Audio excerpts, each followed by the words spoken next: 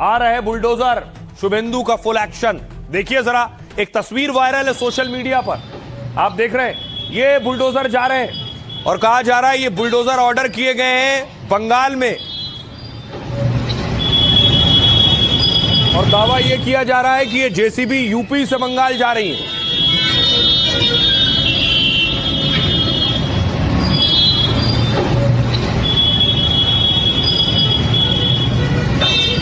ये तस्वीरें social media पर वायरल है, कहा जा रहा है सिलीगुड़ी की ये तस्वीर है और किसी ने वीडियो बनाया है रेलवे ट्रैक पर, मालगाड़ी पर। देखिए किस तरह से एक एक जेसीबी मशीन जा रही है, सिलीगुड़ी का ये वीडियो है। इधर जेसीबी पहुंच रही है और उधर जेसीबी गरज रही है, चल रही है। ये एक अवैध तरीके से क्लॉक टावर बनाया गया था जिस पे चल गया है।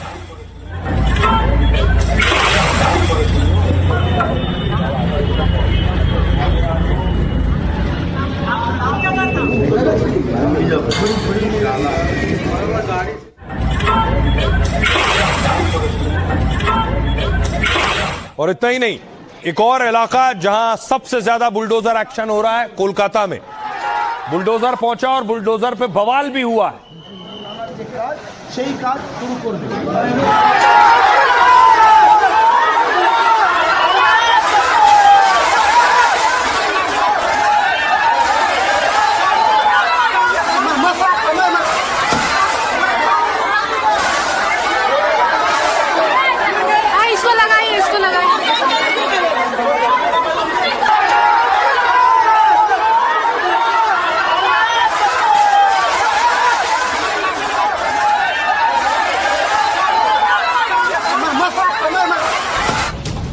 एक, दो, तीन, चार, बस गिनते जाइए, गिनती खत्म नहीं होगी, लेकिन अवैध साम्राज्य जरूर खत्म होगा, क्योंकि बुलडोजर ब्रिगेड बंगाल कूच कर चुकी है।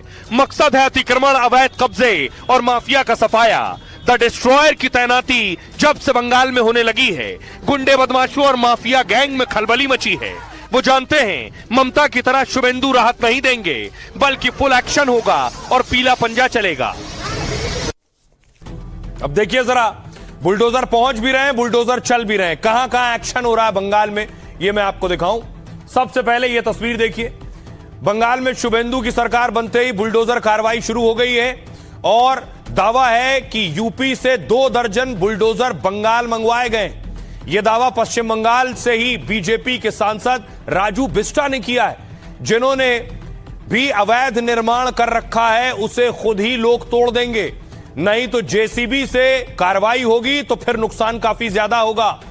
उसके अलावा यह तस्वीर देखिए, शुभेंदु की शपथ ग्रहण के चौथे दिन से ही बुलडोजर कार्रवाई शुरू हो गई। तिलजला की तस्वीर है, अग्निकांड के बाद फैक्ट्री को बुलडोजर से ध्वस्त किया गया। यहां अवैध चमड़ा फैक्ट्री, आग लगने से 2 मजदूरों की मौत हो गई थी। सीएम ने जांच कराकर 30 घंटे के अंदर अवैध निर्माण गिराने के आदेश दिए। इस आदेश पर प्रशासन ने भारी पुलिस फोर्स के साथ फैक्ट्री में कार्रवाई की है और बुलडोजर चलाकर फैक्ट्री के अवैध निर्माण को ध्वस्त कर दिया है। एक और तस्वीर, कोलकाता में टीएमसी का दफ्तर और एक क्लॉक टावर गिराया गया है। कहा गया है कि स्थानीय लोगों ने काफी समय पहले इसके अवैध होने की शिकायत की थी। एक रिपोर्ट के मुताबिक खेल मैदान को कब्जा करके इसे बनाया गया था। 2025 में ही कोर्ट ने इसे गिराने का आदेश दिया, लेकिन कब उस वक्त कार्रवाई नहीं हुई थी। अब जब शुभेंदु की सरकार बन गई है तो इस पर अवैध निर्माण पर बुलडोजर चल रहा है। इसके अलावा यह तस्वीर देखिए, यह उत्तर 24 परगना की तस्वीर है। नौहाटी इलाके में टीएमसी के दफ्तर पर एक्शन हुआ है। अधिकारियों के मुताबिक टीएमसी का यह कार्यालय रेलवे की जमीन पर बनाया गया था।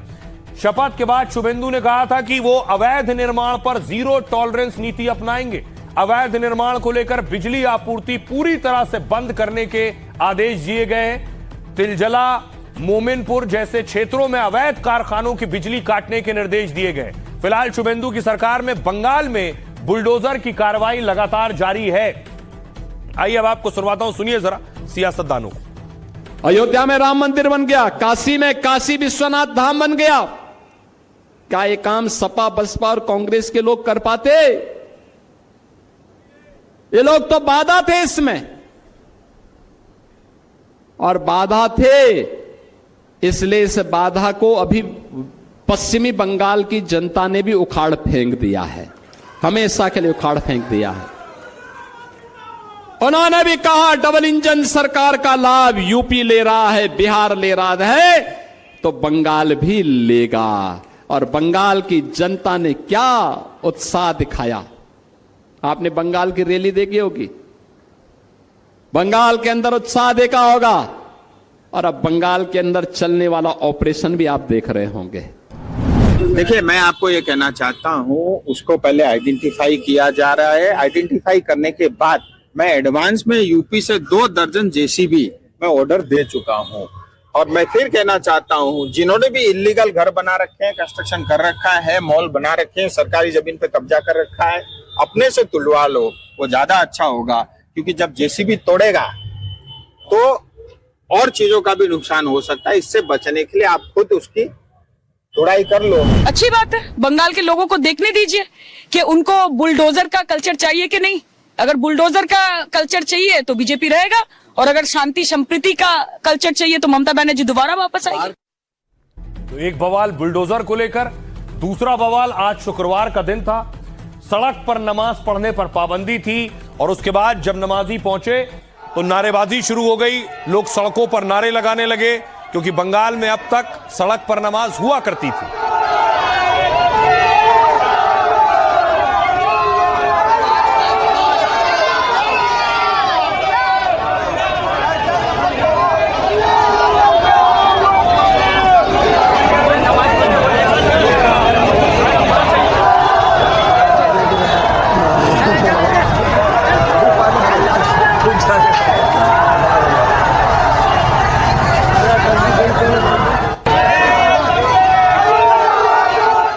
अब देखिए जरा ये बवाल कोलकाता में क्यों हो रहा था, इसके पीछे वजह क्या है। वजह है ये, पश्चिम बंगाल में आज नमाज के दौरान ये बवाल हुआ। शुभेंदु के आदेश के बाद मुसलमान सड़क पर नमाज को लेकर अड़े, उन्होंने हंगामा शुरू किया, पुलिस अधिकारियों से जमकर कहासुनी हुई। नमाजियों का कहना था कि सालों से नमाज सड़क पर ही पढ़ रहे थे, हालांकि बाद में प्रशासन की सख्ती के आगे उन्हें सड़क छोड़नी पड़ी। बंगाल में सरकार ने सड़क पर धार्मिक गतिविधियों पर रोक लगा दी है। सामने आकर बैठ कर बात करें तो देखेंगे कितना दम उसमें है। ये बात उनसे हम कह रहे हैं। आर्टिकल 40 उनसे कहिए पढ़ने के लिए। वो हिंदुस्तान में बंगाल में मंत्री हैं, ठीक है, लेकिन उनको पढ़ने के लिए कहिए, मूर्खों की तरह बात नहीं करे। इलीगल हम कहें कि आरएसएस इलीगल है, आरएसएस क्या जवाब देगा, हमारी इलीगल नहीं है। हम अगर कहें बीजेपी इलीगल है, फला इलीगल है, ये झूठ मूठ है। मदरसा को चरित्र को नहीं जानते। एक तल्ला में बहुत इलीगल है, डानलप में है, उससे तरह चिड़िया मोड़ में है। जिधर देखेंगे इलीगल बिल्डिंग, पहले से तोड़ो, पता चलेगा, वह थप्पड़ मिलेगा। मुसलमानों को इसमें डराया नहीं जा सकता। हम प्योरली हिंदुस्तानी है, उनसे पहले हिंदुस्तान यही रहेंगे। और जो ताकत है डेमोक्रेसी में इस्तेमाल करके आगे बढ़ेंगे। ये डर दिखाने के लिए है, झूठ मूठ है। पश्चिम बंगाल में कलकत्ता में जो सड़क पे नमाज को लेकर के हंगामा हुआ है, उसकी हम लोग सख्त अल्फाज में मजम्मत करते हैं।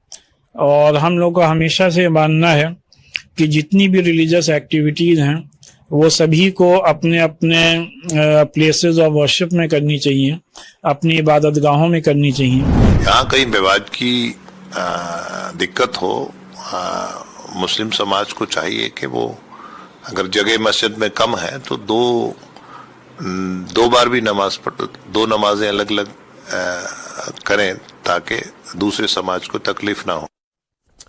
अब देखिए जरा, बुलडोजर पर भी बवाल है, नमाज पर भी हंगामा हुआ। शुभेंदु अधिकारी कहां थे? शुभेंदु अधिकारी अस्पताल पहुंचे, भवानीपुर में आप तस्वीरें देख रहे हैं, भवानीपुर से जीते हैं, अस्पताल का निरीक्षण करने के लिए पहुंचे।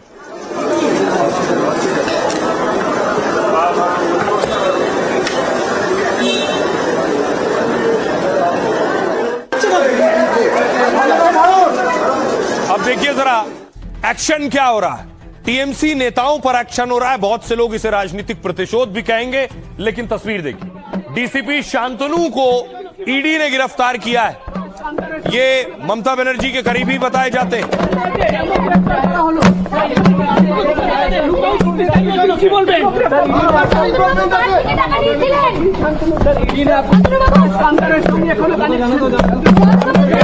देख रहे हैं चेक शर्ट में जो मूंछों वाले शख्स हैं सज्जन, यही डीसीपी हैं, इन्हें ही ईडी ने गिरफ्तार किया।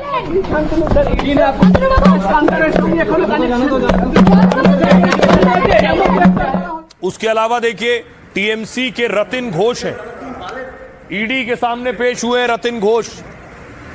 रतिन घोष नगर पालिका भर्ती घोटाले में आरोप है इन पर।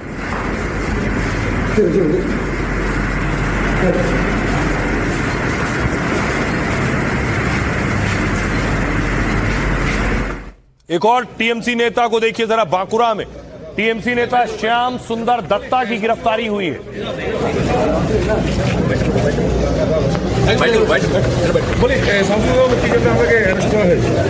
আমি তো নিজে যাবার সময় তো বললাম জানি না, এখানে শুনলাম নাকি কোথায় হিন্দি স্কুলে গিয়ে কি মারপিট হয়েছে।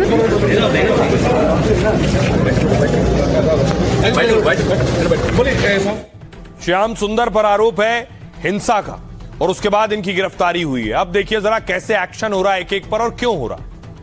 सबसे पहला एक्शन हुआ है आरजी कर बलात्कार और हत्या केस में शुभेंदु ने कार्रवाई की। जांच में लापरवाही बरतने के आरोप में 3 आईपीएस निलंबित कर दिए गए। कोलकाता के पूर्व पुलिस कमिश्नर विनीत गोयल पर कार्रवाई हुई है। इसके साथ ही 2 अन्य अधिकारियों पर विभागीय जांच चल रही है। यह तस्वीर देखिए जरा, ईडी ने गुरुवार को कोलकाता पुलिस के डीसी को गिरफ्तार किया है।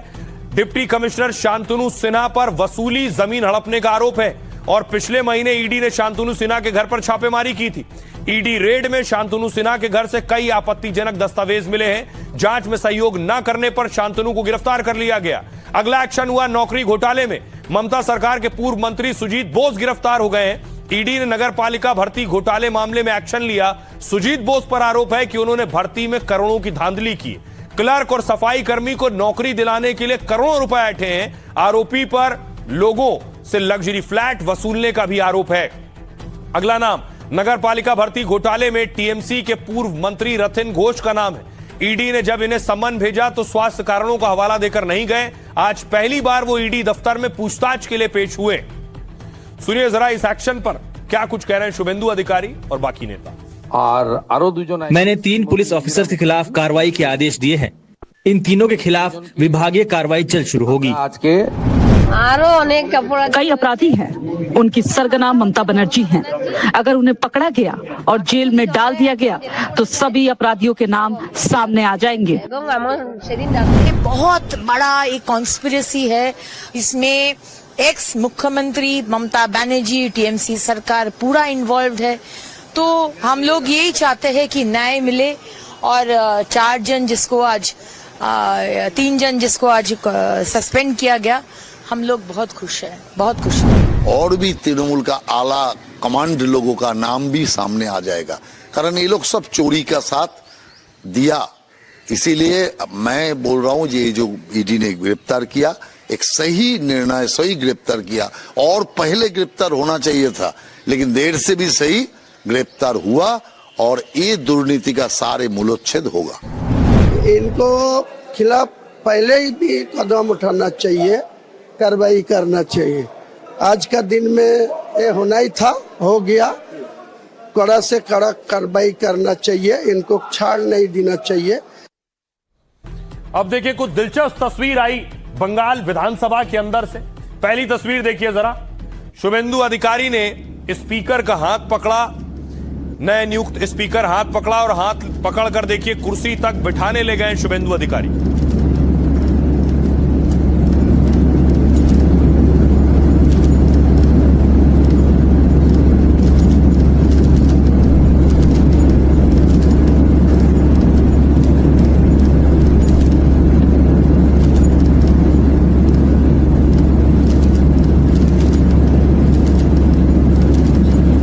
शुभेंदु ने स्पीकर को कुर्सी पर बिठाया और शुभेंदु 2 सीट से चुनाव जीते, भवानीपुर और नंदीग्राम। नंदीग्राम सीट आज छोड़ दी है और स्पीकर को इस्तीफा सौंप दिया है अपना, यानी नंदीग्राम सीट अब खाली हो गई, उस पर फिर से चुनाव होगा। शुभेंदु আপনাদের সঙ্গেই থাকবে। 7ই জানুয়ারি ভাঙাবেড়ায় যেমন প্রত্যেক বছর ঘুরে দেখা হবে, 14ই মার্চ অধিকারী পল্লী গোকুলনগর সোনাছড়ার শহীদ মিনারে যেমন দেখা হবে, 10ই নভেম্বর रक्ताक्त सूर्योदय। तो शुभेंदु अगर नंदीग्राम सीट छोड़ चुके हैं तो अब कयास लगाए जा रहे हैं। अटकलें ऐसी है, पुष्टि नहीं हुई है कि एक शख्स जो नंदीग्राम से चुनाव लड़ सकते हैं उनका नाम है संजीव सान्याल। प्रधानमंत्री नरेंद्र मोदी के बहुत करीबी रहे संजीव सान्याल और सलाहकार भी रहे। उनकी तस्वीर एक बहुत वायरल हुई थी, मैं आपको दिखाऊं अगली तस्वीर। ये जो आप देख रहे हैं संजीव सान्याल की डांस करते हुए थिरकते हुए तस्वीर।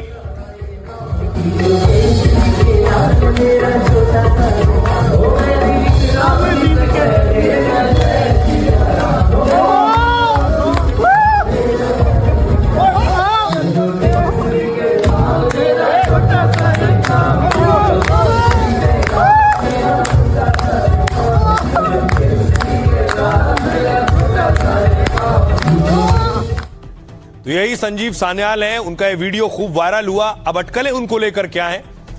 शुभेंदु सरकार बनने के बाद बंगाल के वित्त मंत्री पर सबकी निगाहें। बंगाल में गृह, शिक्षा, स्वास्थ्य समेत 5 विभागों के मंत्रियों ने शपथ ली है, लेकिन पश्चिम बंगाल के वित्त मंत्री का पद अभी खाली है। कहा यह जा रहा है कि बंगाल की आर्थिक सेहत को लेकर भारी चुनौतियां हैं। ऐसे में सवाल उठ रहे हैं कि बंगाल में यह जिम्मेदारी किसे मिल सकती है। एक रिपोर्ट के मुताबिक वित्त मंत्री की दौड़ में सबसे आगे संजीव सान्याल का नाम है। सान्याल जाने माने अर्थशास्त्री हैं, प्रधानमंत्री मोदी की आर्थिक सलाहकार परिषद के सदस्य हैं और यह परिषद ही प्रधानमंत्री को देश के आर्थिक मुद्दों से जुड़ी सलाह देता है। संजीव सान्याल की जड़ें बंगाल से हैं, उनका जन्म कोलकाता में हुआ। शुभेंदु ने अपनी नंदीग्राम सीट छोड़ दी और भवानीपुर सीट अपने पास रखी है, जहां से उन्होंने टीएमसी की अध्यक्ष और पूर्व सीएम ममता बनर्जी को हराया था। इसलिए ऐसी संभावना बढ़ गई है कि सान्याल इस सीट से चुनाव लड़ सकते हैं। पिछले कुछ सालों में आर्थिक तौर पर बंगाल की स्थिति लगातार बिगड़ी है और खराब हुई है। देश की तीसरी सबसे बड़ी अर्थव्यवस्था रहा बंगाल अब 24वें नंबर पर आ गया है। पश्चिम बंगाल का कर्ज बढ़कर करीब 7,70,000 करोड़ रुपए हो गया है। यही कर्ज सरकार के सामने चुनौती है, जिसमें सान्याल अच्छे विकल्प माने जा रहे हैं। अब आपको दिखाऊं एक तस्वीर। चारों तरफ देश में बुलडोजर की बात हो रही है, तो अमेरिका में भी बुलडोजर चलने लगा है। वो तस्वीर आपको दिखाता हूं। ये देख रहे हैं, आतंक फैलाने वाली मोटरसाइकिलों को बिछाया गया और उसके बाद देखिए जरा पोकलेन मशीनें चला दी गई उसके ऊपर।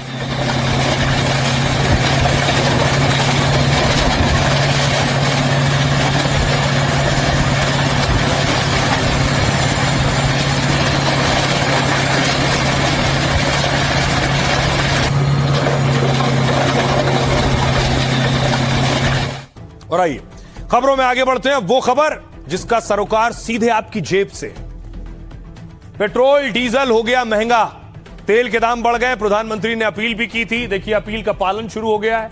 आज मध्य प्रदेश के मुख्यमंत्री मेट्रो से सफर कर रहे थे।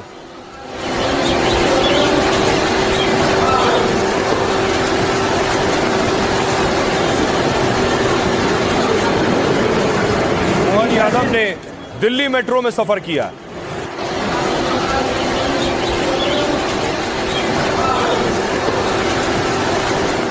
तो ये हो गए मध्य प्रदेश के सीएम। बिहार के सीएम को देखिए जरा, परसों इलेक्ट्रिक कार में थे, आज पैदल ही चल दिए सम्राट चौधरी। घर से सचिवालय तक पैदल गए।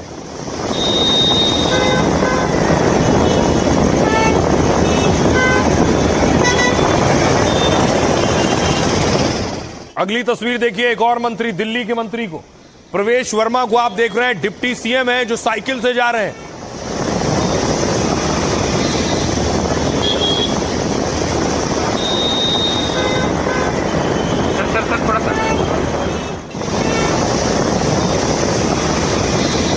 अगली तस्वीर देखिए जरा, ई कार से ट्रैवल कर रहे हैं दिल्ली के मंत्री सिरसा साहब।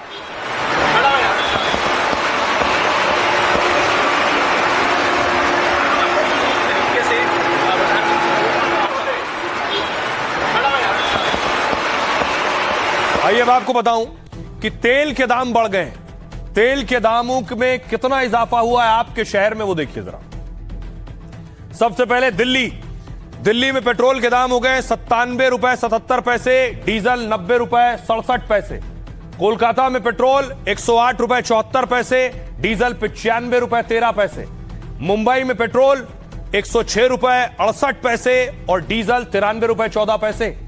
लखनऊ में पेट्रोल 97 रुपए 69 पैसे और डीजल लखनऊ में 90 रुपए 76 पैसे। पटना में पेट्रोल 108 रुपए 55 पैसे और डीजल 94 रुपए 63 पैसे। भोपाल में 109 रुपए 71 पैसे पेट्रोल और डीजल 94 रुपए 88 पैसे। जयपुर में पेट्रोल 107 रुपए 97 पैसे और डीजल 93 रुपए 23 पैसे। रायपुर में 103 रुपए 58 पैसे में पेट्रोल है और डीजल 96 रुपए 57 पैसे में। चंडीगढ़ में पेट्रोल 97 रुपए 44 पैसे और डीजल 85 रुपए 56 पैसे। गुरुग्राम में पेट्रोल 98 रुपए 64 पैसे और डीजल 91 रुपए 11 पैसे प्रति लीटर। चेन्नई में 103 रुपए 67 पैसे में पेट्रोल है और डीजल 95 रुपए 25 पैसे में। अब पेट्रोल और डीजल की कीमतों में इजाफा हुआ। जिन्होंने कल टैंक फुल करा लिया था वो तो आज खुश थे, लेकिन बाकी लोग सुनिए क्या कह रहे हैं। कुछ कर नहीं सकते उसको, क्या दाम तो बढ़ते ही रहते हैं, उसमें कोई डाउट नहीं। लेकिन मैं तो बोलता हूँ अभी पहली बात तो पेट्रोल का जितना जैसे जैसे भाव बढ़ेगा वैसे तो आदमी लोग तो, क्योंकि गाड़ी तो ले जाए तो अभी पेट्रोल तो भरना ही पड़ेगा। जो इफेक्ट होता है ना वो बहुत कैस्केडिंग इफेक्ट होता है, तो सारी चीज़ों पे फर्क पड़ने वाला है। जो महंगाई है उस पर भी थोड़ा असर तो ज़रूर पड़ेगा, चूँकि जो ट्रांसपोर्टेशन कॉस्ट है वो सब चीज़ों में ऐड होगा। बाहर चल रहा है तो उससे जो प्रॉब्लम हो रही है तो ऑल ओवर ही हो रही है और वो बढ़ना ही है। वो तो हमें भी पता है, आप भी मतलब प्रिपेयर तो है ही उस चीज़ के लिए भाई कि किस दिन बढ़ेंगे, ये सोचने वाली बात है, लेकिन बढ़ने जरूरत है ये तो सबको ही तो पता था। रेट जो बढ़ा है ना इस पे तो हम लोग का प्रभाव पड़ चुका है और किलोमीटर जो हमारा दिल्ली गवर्नमेंट का जो मीटर है ना उससे भी बहुत कम पैसा दे रहा है एवरा प्रेजेंट टाइम में ओला उबर रैपिडो। ये तो पहले से इतनी महंगाई हो रखी है जी, ऊपर से घर परिवार भी पालना, ऊपर से आम जो आदमी उनकी तो सुनता ही नहीं, गरीब परिवार है जो। पेट्रोल और डीजल से ही सारा ट्रांसपोर्टेशन है और सारी पब्लिक ट्रांसपोर्ट भी जो है। और अब आइए आपको बताऊं, एक और तस्वीर सामने आई संभाजी नगर से। लोगों ने साइकिल निकाली है, ई बाइक निकाली है, लेकिन किसी ने घोड़ा निकाल लिया है। ये देख रहे हैं, घोड़े पर सवार हैं लैब टेक्नीशियन, आज घोड़े से ही लैब पहुंच गए।